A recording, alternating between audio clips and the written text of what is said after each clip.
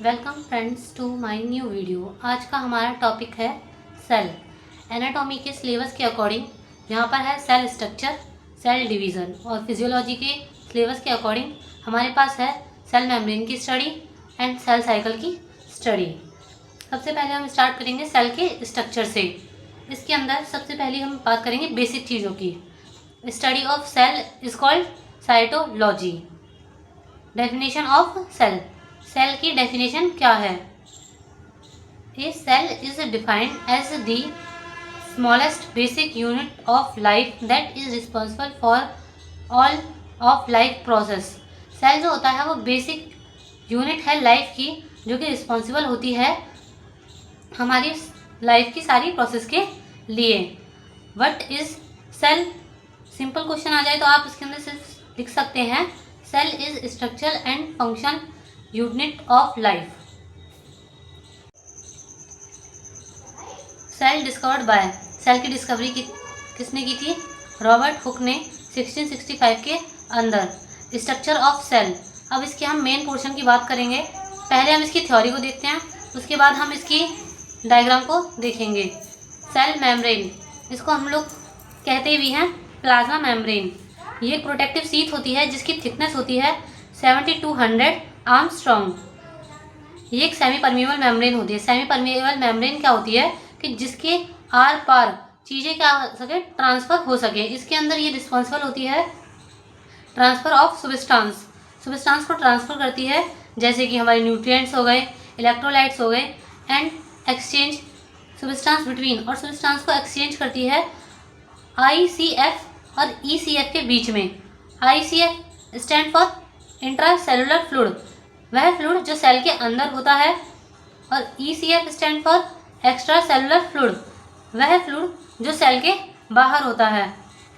It separate the cell from external environment, ये जो membrane होती है इस सेल को सेपरेट करती है एक्सटर्नल बाहरी इन्वायरमेंट से।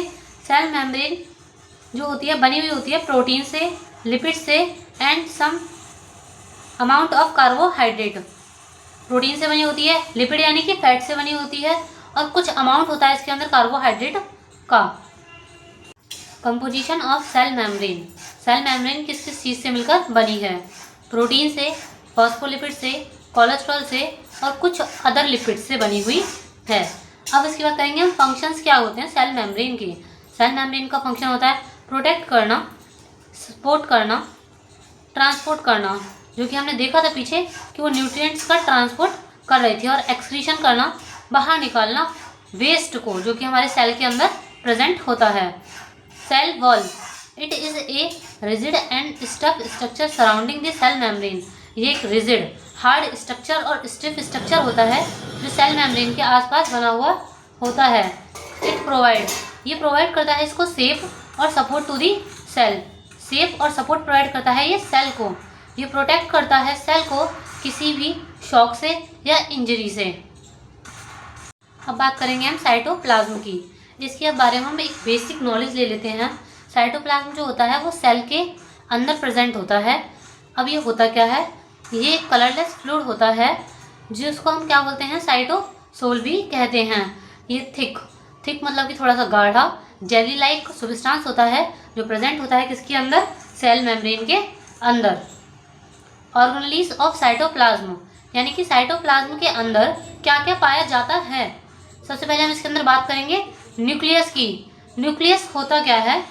ये लार्ज ओवल बॉडी प्रेजेंट होती है in the centre of cell, cell के सेंटर के बीच में एक ओवल शेप की बॉडी प्रेजेंट होती है। ये कंट्रोल करती है सेल के ऑर्गेनेलिस को। अदर ऑर्गेनेलिस होते हैं उनको ये क्या करती है, कंट्रोल करती है।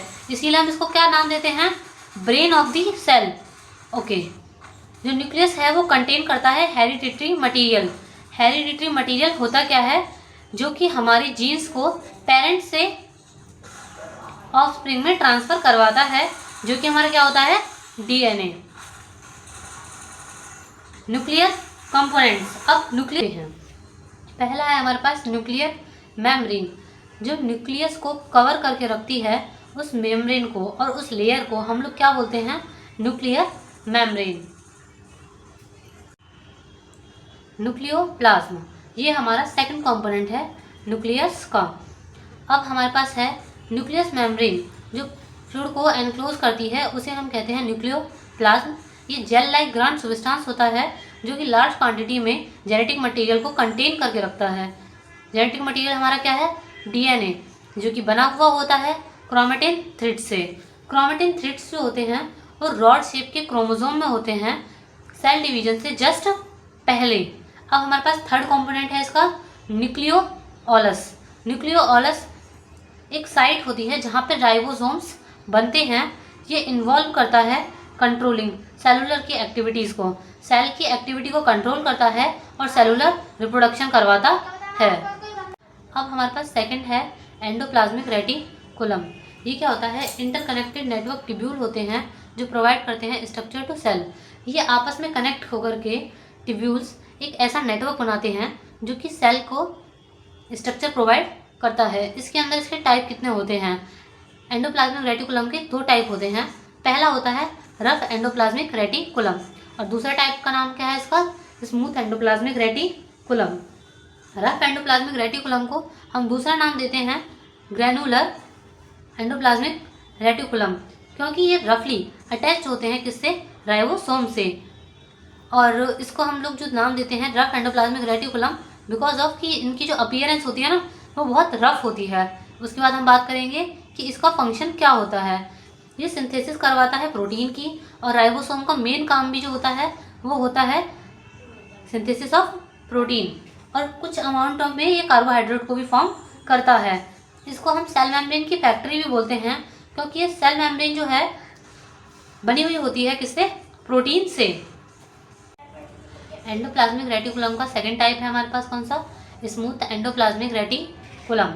इसको हम लोग दूसरे नाम से नाम देते हैं एक ग्रैनुलर एंडोप्लाज्मिक रेटिकुलम, क्योंकि ये क्या होता है? स्मूथ होते हैं अपीयरेंस में without any attachment of ribosome, किसी भी राइबोसोम से अटैच हुए बिना। ये क्या करते हैं? इंटरकनेक्टेड ट्यूब्यूल्स होते हैं जिनको ये फॉर्म करते हैं, इसलिए इसको दूसरा नाम भी देते हैं हम ट्यूब्यूलर एंडोप्लाज्मिक रेटिकुलम। अब हम सेल के थर्ड ऑर्गेनेल्स की बात करेंगे, जो कि हमारे पास क्या है? माइटोकॉन्ड्रिया। इसको हम पावर हाउस ऑफ सेल भी कहते हैं। ये कंपोस्ट करता है, किससे बना हुआ होता है? ये दो लेयर्स को कंपोस्ट करके बनता है। ये आउटर लेयर जो होती है वो होती है स्मूथ, और जो इनर लेयर होती है वो फोल्डेड शीथ होती है ट्यूब्यूलर के अंदर, जिसको हम लोग नाम देते हैं क्या? मैट्रिक्स। ये मेड बन अप होती है फॉस्फोलिपिड की और प्रोटीन की, और ये हेल्प करती है ऑक्सीडेशन ऑफ ग्लूकोज में, और ये पावर जनरेटिंग होती है, पावर को जनरेट करती है। पावर जनरेटिंग यूनिट होती है किसकी? सेल की। Golgi body it is called, इसको हम लोग दूसरा नाम देते हैं सेल्स पोस्ट ऑफिस। ये इन्वॉल्व करता है मटेरियल के ट्रांसपोर्टेशन का सेल के अंदर। गोल्जी बॉडी जो होती है वो सिचुएट होती है नियर, किसके पास सिचुएट होती है? वो न्यूक्लियस के पास में। राइबोसोम जो होते हैं वो फाउंड होते हैं रफ एंडोप्लाज्मिक सरफेस के पास, और इनका काम क्या होता है? Synthesis of protein. अब इसके बाद क्या करते हैं हम लोग? लाइसोसोम। ये क्या होते हैं? एंगल्फ करते हैं जो फॉरेन बॉडीज़ जो होती हैं हमारे सेल के अंदर, डेड बॉडीज़ जो होती हैं फॉरेन, उनको क्या करता है? ये एंगल्फ कर लेता है और हेल्प करता है सेल के रीन्यूएबल में। इसको हम लोग सेल सुसाइडल बैग भी कहते हैं। अब सेल के स्ट्रक्चर के अंदर वैक्यूल्स क्या होते हैं? ये स्टोर करते हैं फूड को, वाटर को और अदर वेस्ट को सेल के अंदर। सेंट्रियोल्स क्या होता है? और हम सेंट्रियोल्स को दूसरे नाम से बुलाते हैं क्या? साइटोसोम। ये क्या होते हैं? टू शॉर्ट सिलेंड्रिकल स्ट्रक्चर्स होते हैं जो कि प्रेजेंट होते हैं साइटोप्लाज्म के अंदर। छोटे छोटे से स्ट्रक्चर होते हैं सिलेंड्रिकल शेप में, जो कि हमारे पूरे सेल के साइटोप्लाज्म के अंदर पाए जाते हैं। उसके बाद हमारे पास क्या आता है? सीलिया क्या होती है? ये फाइन हेयर लाइक, बहुत ही पतले पतले बाल के तरह के स्ट्रक्चर होते हैं जो प्रेजेंट होते हैं सेल की सरफेस के ऊपर। ये प्रोवाइड करते हैं सेल को मूवमेंट। सेल जो इनकी वजह से क्या कर पाता है? मूवमेंट कर पाता है। फ्लैजेला ये क्या होते हैं? सिंगल प्रोजेक्शन स्ट्रक्चर होते हैं सेल का। सिंगल प्रोजेक्शंस होते हैं इसके अंदर, फिंगर लाइक प्रोजेक्शंस बनते हैं इस पर, जो कि लार्ज होते हैं एज कम्पेयर टू सीलिया। माइक्रोविलाई, ये होता है फिंगर लाइक प्रोजेक्शन होती है सेल के सरफेस पे बनी हुई। इसके अंदर क्या होती है, दो कवरिंग होती हैं। पहली कवरिंग को नाम दिया गया है प्लाज्मा मेम्ब्रेन और दूसरी कवरिंग को नाम दिया गया है साइटोप्लाज्मिक कोर। कोर का सेंस होता है इनर। अब बात करेंगे हम फंक्शन ऑफ सेल की। सेल जो है वो क्या क्या फंक्शंस को परफॉर्म करता है। फंक्शंस वही हैं जो हमने अभी तक सेल के स्ट्रक्चर के अंदर पढ़े हैं। जैसे कि पहला फंक्शन है इसके अंदर ट्रांसपोर्टेशन ऑफ सब्सटेंस। ये ट्रांसपोर्टेशन ऑफ सब्सटेंस का करता है, जैसे न्यूट्रिएंट्स हुए, आयंस हुए, वेस्ट प्रोडक्ट्स हुए। सेकंड फंक्शन है इसका एनर्जी प्रोडक्शन प्रोसेस। एनर्जी का इसमें क्या होता है, प्रोडक्शन होता है, जो कि क्या करती हैं माइटोकॉन्ड्रिया, जो हमारी सेल के अंदर पावर जनरेट कर रही थी, वो क्या फॉर्म करती हैं, एटीपीज को फॉर्म करती हैं। मेटाबॉलिज्म का प्रोसेस होता है इसके अंदर, सिंथेसिस होती है किसकी, प्रोटीन की और लिपिड की। रिप्रोडक्टिव सेल होती है, यानी कि जो जेनेटिक मटेरियल होता है, जो हमारे न्यूक्लियस के अंदर जेनेटिक मटेरियल यानी कि डीएनए जो वो होता है, वो क्या करता है सेल को रेप्लिकेट और सेल डिवीजन में क्या करता है, फंक्शन प्रोवाइड करता है। ये क्या करते हैं, प्रोवाइड करती हैं स्ट्रक्चर और सपोर्ट प्रोवाइड करती हैं हमारे एंटायर ऑर्गेनिज्म को। अब इसके अंदर बात की जाएगी टाइप ऑफ सेल्स की। दो तरीके के सेल के टाइप होते हैं, प्रोकैरियोटिक और यूकैरियोटिक। अब इसके अंदर हमने इनको डिफरेंस के थ्रू समझाने की कोशिश की है। डिफरेंस के अकॉर्डिंग आप लिखोगे तो वो एक बहुत अच्छा इम्पैक्ट डालता है एग्जाम के अंदर। अब जैसा है इसके अंदर सबसे पहले है type of cell. Prokaryotic always unicellular होते हैं और यूकैरियोटिक यूनिसेलुलर भी होते हैं और मल्टीसेलुलर भी होते हैं। सेल साइज जो होता है प्रोकैरियोटिक का एज कम्पेयर टू यूकैरियोटिक कम होता है। सेल वॉल, प्रोकैरियोटिक के अंदर सेल वॉल प्रेजेंट होती है, जो कि केमिकल कॉम्प्लेक्स कैसा होता है, इसका नेचर होता है केमिकल कॉम्प्लेक्स का। अब यूकैरियोटिक के अंदर सेल वॉल तो प्रेजेंट होती है, बट जो केमिकल जो होते हैं वो कैसा होता है, सिंपल होता है नेचर के अंदर। और यहाँ पे हमारे पास न्यूक्लियस प्रोकैरियोटिक में एब्सेंट होता है और यूकैरियोटिक में प्रेजेंट होता है। राइबोसोम प्रेजेंट होता है बट स्मॉल होता है साइज के अंदर, और इसका जो शेप होता है वो कैसा होता है, स्पेरिकल यानी कि सर्कल शेप में। यूकैरियोटिक के अंदर कैसा शेप होता है, इसका लीनियर शेप होता है और साइज में कैसा होता है, ये लार्ज होता है। डीएनए का अरेंजमेंट, प्रोकैरियोटिक के अंदर डीएनए जो है वो सर्कुलर वे में अरेंज होता है और यूकैरियोटिक के अंदर डीएनए जो है वो लीनियर वे में अरेंज होता है। प्रोकैरियोटिक के अंदर माइटोकॉन्ड्रिया एब्सेंट होता है और यूकैरियोटिक के अंदर माइटोकॉन्ड्रिया प्रेजेंट होता है। सेल के अंदर हमारा नेक्स्ट टॉपिक है सेल साइकिल। सेल साइकिल की सबसे पहले हम लोग क्या पढ़ेंगे, डेफिनेशन क्या है इसकी, कि ये एक सीरीज का ऐसा इवेंट है जो कि डुप्लीकेशन करवाता है डीएनए का और डिवीज़न करवाता है साइटोप्लाज्म और ऑर्गेनेल्स का, जिससे कि हमारी दो डॉटर सेल्स बन सकें। अब इसके अंदर दो फेजेस होते हैं, इंटरफेज और एम फेज। इंटरफेज जो होता है उसका डायग्राम कुछ इस तरीके से है, जैसे कि आपको वीडियो के अंदर शो हो रहा होगा। सेल साइकिल की डिस्कवरी की थी वो की थी प्रीवास्ट एंड डेमास ने 1824 के अंदर। इंटरफेज के अंदर 3 फेज आते हैं। G1 फेज जो कि हमारा ग्रोथ फेज होता है, S फेज जिसमें हमारा सिंथेसिस होता है डीएनए का, G2 फेज जिसके अंदर फर्दर ग्रोथ फेज होता है, और एरर जो भी हमारी इंटरफेस के अंदर पूरी साइकिल हुई है उसके अंदर कोई भी एरर आता है तो उसके चेकिंग होती है। इंटरफेस को समझने के लिए सबसे पहले हम इस डायग्राम को समझेंगे। इसके अंदर G1 फेज क्या होता है कि डिवीज़न फेज और सिंथेसिस ऑफ डीएनए के बीच का जो गैप होता है उसको हम लोग G1 फेज कहते हैं। इसके अंदर सेल की साइज में ग्रोथ होती है और ये फेज जो है वो सबसे बड़ा फेज होता है इंटरफेस के अंदर। अब जो सेकंड फेज होता है हमारा कौन सा होता है, सिंथेसिस ऑफ डीएनए। इसके अंदर क्रोमोसोम की रेप्लिकेशन होती है और डीएनए का फॉर्मेशन होता है। अब G2 फेज जो होता है वो हमारा सिंथेसिस ऑफ डीएनए और डिवीज़न फेज के बीच का गैप होता है, जिसके अंदर फर्दर सेल की ग्रोथ होती है और इसके अंदर कोई भी जो एरर आता है सेल के डीएनए में उसको चेक करते हैं। अब हम इसकी थ्योरिटी के हिसाब से इसको देखेंगे। पहले हमने इंटरफेस को डायग्राम के थ्रू देखा, अब हम इसको थ्योरी के बेस पे देखेंगे। G1 फेज जो होता है, जैसे कि मैंने बताया, सेल डिवीज़न और डीएनए के सिंथेसिस के बीच का गैप होता है। सेल ग्रो करता है साइज में और वॉल्यूम में।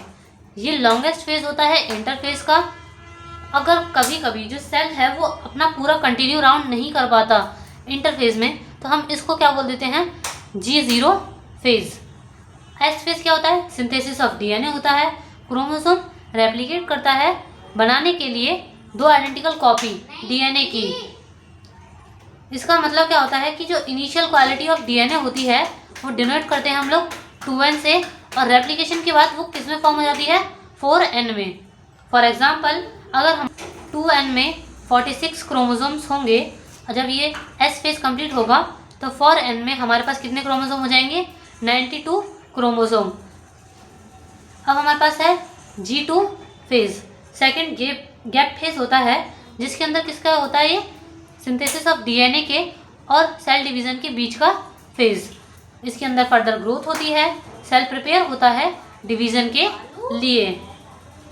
सेल साइकिल जो होती है वो टाइटली कंट्रोल करती है चेक पॉइंट को, जिसके अंदर जो स्टेज के अंदर कोई भी एरर हो उसको डिटेक्ट करने के लिए सेल डीएनए में। इसके बाद हमारे पास एम फेज। एम फेज जो होते हैं इसके अंदर हमारे 2 फेजेस आते हैं, कैरियोकाइनेसिस और साइटोकाइनेसिस।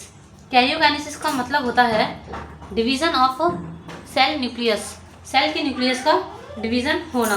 साइटोकाइनेसिस सेंस करता है division of cell cytoplasm, cell के साइटोप्लाज्म का डिवीज़न होना। माइटोसिस फेज होता क्या है, ये रिस्पॉन्सिबल होता है जेनेटिक की कंटिन्यूटी के लिए, ग्रोथ के लिए और repair of multi cellular organism. अगर कोई भी मल्टी सेलुलर ऑर्गेनिज्म डैमेज हो जाता है तो उसकी रिपेयर के लिए और ग्रोथ के लिए, और जेनेटिक मटेरियल जो है उसकी किसके लिए, कंटिन्यूटी के लिए। अब हमारे पास आता है karyokinesis. It is occur in 4 sequential stages. इसको हमने सिक्वेंटियल स्टेजेस क्यों कहा है, इन स्टेजेस को हम आगे पीछे नहीं कर सकते। इसके अंदर फर्स्ट फेज हमारी prophase, second metaphase, third anaphase, fourth one is telophase. First phase के अंदर क्या होता है, जो क्रोमेटिड थ्रेड होते हैं वो कंडेंस होते हैं टू कॉम्पैक्ट क्रोमोसोम्स, आपस में उलझे हुए होते हैं, क्रोमोसोम्स के पकड़े हुए होते हैं। सेंट्रोसोम्स, जिसको हम क्या कहते हैं, सेंट्रियोल्स भी कह देते हैं, वो मूव करते हैं अपोजिट पोल्स पे।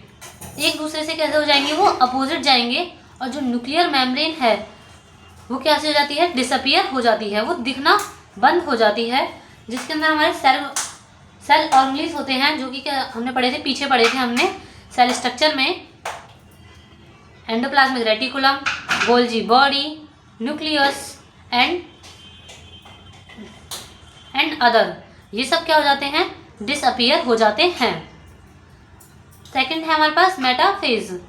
ये क्या होता है, कंप्लीट डीजनरेशन हो जाता है, टूट जाती है सेल की न्यूक्लियस मेम्ब्रेन, पूरी तरीके से क्या हो जाती है, खत्म हो जाती है। जो क्रोमेटिड्स होते हैं वो अलाइन कर जाते हैं centre of spindle attached by the centromere. वो सेंटर पे, अगर ये सेंटर है हमारे सेल के अंदर, तो वो इस जगह पर क्या हो जाएंगे, अटैच हो जाएंगे स्पिंडल फाइबर की हेल्प से। थर्ड हमारे पास आता है एनाफेज।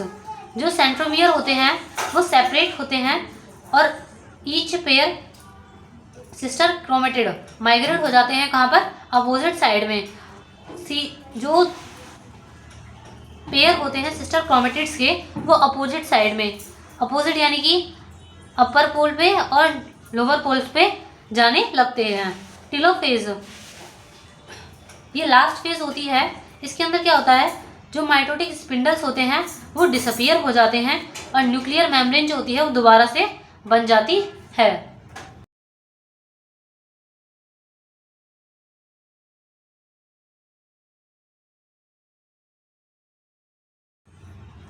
कैरियोकाइनेसिस के अंदर जो हमने फेजेस देखी, अब उनको हम एक बार डायग्राम के थ्रू समझ लेते हैं। प्रोफेज के अंदर क्या होता है कि जो न्यूक्लियर मेम्ब्रेन होती है वो क्या होती है, धीरे धीरे से डिसअपियर होना शुरू हो जाती है। मेटाफेज के अंदर वो सेंटर ऑफ लाइनिंग पे क्या हो जाते हैं, अरेंज हो जाते हैं। एनाफेज में जो होते हैं सिस्टर क्रोमेटिड्स वो अपोजिट पोल्स पे मूव करने लगते हैं। एंड टेलोफेज पे वो सेपरेट हो जाते हैं और न्यूक्लियर मेम्ब्रेन जो होती है वो फिर से फॉर्म हो जाती है। उसके बाद हमारे पास क्या है, साइटोकाइनेज। इस प्रोसेस को हम शॉर्ट में पढ़ेंगे क्योंकि ये 5 नंबर से ज़्यादा में नहीं आती है और 10 नंबर में आएगी तो वो पूरे सेल को एक्सप्लेन करने के लिए आएगी। साइटोकाइनेज जो होता है इसके अंदर क्या होता है कि साइटोप्लाज्म का डिवीज़न होता है 2 न्यूक्लियस में जो कि फॉर्म होते हैं और सेल ऑर्गेनेल्स जो होती हैं वो डिस्ट्रीब्यूट होती हैं डॉटर सेल्स के बीच में। इसके अंदर हमारे पास क्या है, म्यूसिस फेज चलती है। इससे पहले में हम लोग माइटोसिस पढ़ रहे थे, इसके अंदर म्यूसिस। इसको हम लोग रिडक्शन डिवीज़न भी कहते हैं। हैप्लॉइड गैमेट्स जो होते हैं वो फॉर्म होते हैं सेक्सुअल रिप्रोडक्शन से ड्यू टू म्यूसिस। इसके अंदर सिक्वेंटिकल 2 डिवीज़न होते हैं, म्यूसिस फर्स्ट और म्यूसिस सेकंड। म्यूसिस फर्स्ट और म्यूसिस सेकंड के अंदर भी हमारी 4 फेजेस वही चलती हैं, prophase, metaphase, anaphase, then last telophase. दोनों के अंदर ये चारों फेज चलेंगी। म्यूसिस फर्स्ट के अंदर बात की जाए तो प्रोफेज फर्स्ट होती है जिसके अंदर क्या होती है, chromatid thread will condense to form chromosome. ये कंडेंस हो जाते हैं बनाने के लिए क्या, क्रोमोसोम को। मेटाफेज फर्स्ट, क्रोमोसोम अलाइन होते हैं इक्वेटर पे होमोलोगसली और अटैच होते हैं किससे, स्पिंडल फाइबर से।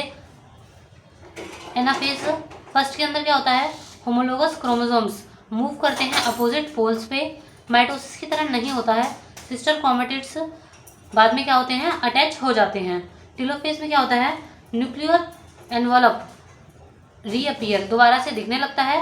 क्रोमोसोम कलेक्ट एट दी पोल, और जो क्रोमोसोम्स होते हैं वो कहाँ पे कलेक्ट होते हैं, पोल पर कलेक्ट होने लगते हैं और हैप्लॉइड सेल्स क्या हो जाते हैं, फॉर्म हो जाते हैं।